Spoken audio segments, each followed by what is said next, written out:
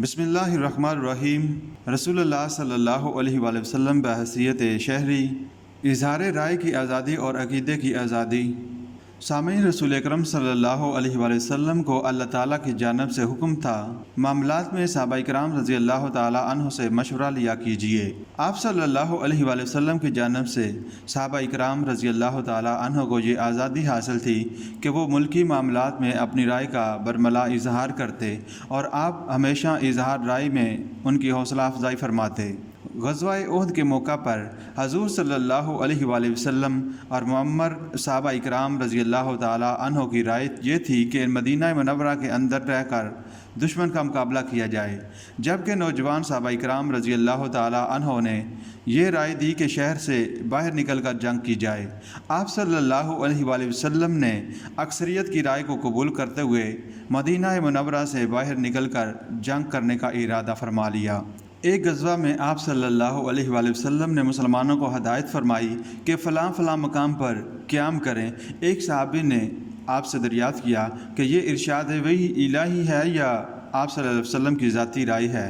آپ صلی اللہ علیہ وآلہ وسلم نے فرمایا کہ میری ذاتی رائے ہے۔ صحابی نے عرض کیا کہ فلاں مقام مناسب نہیں، بلکہ اس کی بجائے فلاں فلاں جگہ قیام کیا جائے۔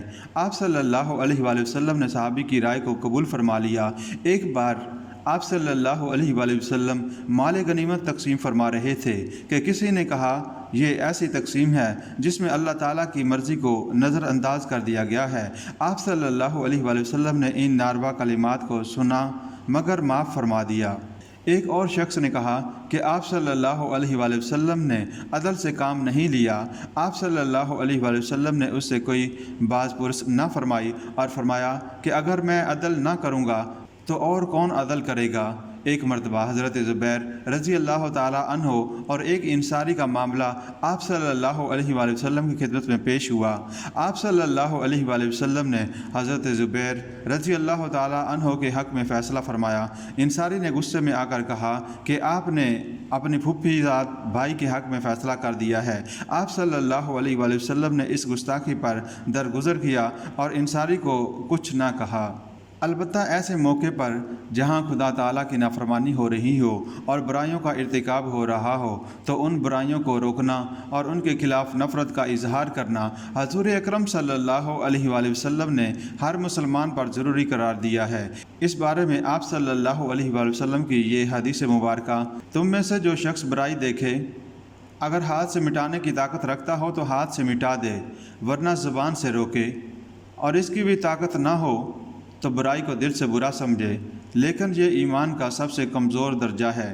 البتہ اس بارے میں یہ بات ضرور یاد رکھیے کہ اسلام اظہار رائے کی غیر مشروط آزادی نہیں دیتا، بلکہ شریعت نے حدود مقرر کی ہیں جس کی روح سے برائی کی پھیلانے کے لیے کسی شہری کو آزادی نہیں دی جا سکتی۔ اظہار رائے کی آزادی کو صرف اور صرف نیکی کے فروغ کے لیے استعمال کیا جا سکتا ہے اور بس۔ عقیدے میں آزادی، اس میں کوئی شک و شبہ نہیں کہ صحیح دین اللہ تعالیٰ کے نزدیک صرف اسلام ہے۔ ان الذین عند اللہ الاسلام، اللہ تعالیٰ کا بھی یہی حکم ہے کہ تمام اسلام کی دعوت قبول کریں۔ رسول اکرم صلی اللہ علیہ وآلہ وسلم کی کوشش اور خواہش بھی رہی کہ ہر شخص اسلام کی دعوت پر لبیک کہے۔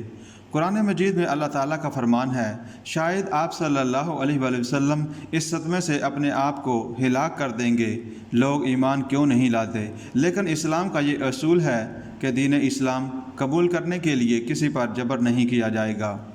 اللہ تعالیٰ کا فرمان ہے، لا اکراہ فی الدین، دین کے قبول کرنے میں کوئی جبر نہیں ہے۔ اسی طرح ایک اور مقام پر فرمایا، جو چاہے ایمان لائے اور جو چاہے انکار کر دے۔ قرآن مجید میں حضور صلی اللہ علیہ وآلہ وسلم سے ارشاد ہوتا ہے، اے نبی نصیحت کیے جائیں۔ آپ صلی اللہ علیہ وآلہ وسلم تو بس نصیحت کرنے والے ہی ہیں، ان پر جبر کرنے والے نہیں ہیں۔ اسی طرح ایک اور مقام پر فرمایا، پس اگر یہ لوگ ہدایت سے منہ موڑتے ہیں تو اے محمد صلی اللہ علیہ وآلہ وسلم آپ پر صاف صاف پیغام پہنچا دینے کے سوا کوئی ذمہ داری نہیں ہے۔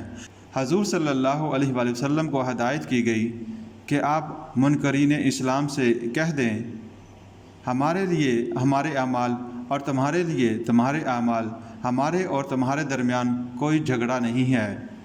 سامعین، دین اسلام کی فقہ اور اہل اسلام کی تاریخ کی کتب میں ضمیوں کے احکام اور احوال سے متعلق مستقل ابواب موجود ہیں۔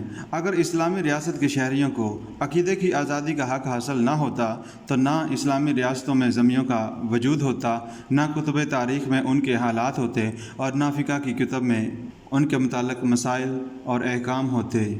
البتہ یہ بات ہرگز نہیں بھولنا چاہیے کہ اسلامی ریاست اپنے شہریوں کو اپنے ضمیر کی آزادی سے ایک بار اسلام قبول کر لینے کے بعد ہرگز اجازت نہیں دے سکتی کہ وہ دوبارہ کفر میں لوٹ جائیں، بلکہ ایسے شخص کو شریعت کی اصطلاح میں مرتد کہا جاتا ہے۔ اگر وہ اپنے ارتداد سے باز نہ آئے تو سزائے موت کا مستحق ہے۔ ارتداد کی اجازت کو عقیدے کی آزادی قرار نہیں دیا جا سکتا، بلکہ یہ ایک طرح کی ذہنی عیاشی، خواہشات نفسانی کی پیروی اور فتنہ و فساد کی جڑ ہے، جس کی اسلام میں کوئی گنجائش نہیں ہے۔